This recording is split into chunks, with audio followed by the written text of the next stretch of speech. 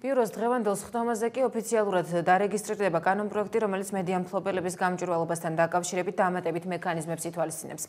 Როგორც საპარლამენტო უმრავლესობის ერთ-ერთმა ლიდერმა პავლე კუბლაშვილმა გაზეთ Prime Time-ის პრეს-კლუბში გუშინ განაცხადა, კანონპროექტზე იურიდიული კომიტეტის თავმჯდომარის მოადგილე ჩიორა თაქთაქიშვილთან ერთად მუშაობდა. მისივე თქმით, მუშაობის პროცესში ჩართულები იყვნენ ექსპერტები და არასამთავრობო ორგანიზაციების წარმომადგენლებიც.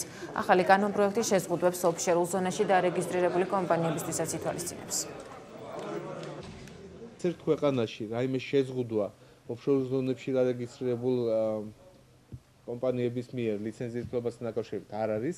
მიუხედავად ამისა, ჩვენ სავარაუდოდ აი ამ რადიკალურ ნაბიჯებს ვსავალთ, ძალიან ბევრი ფორმულირება იქნება ახალი.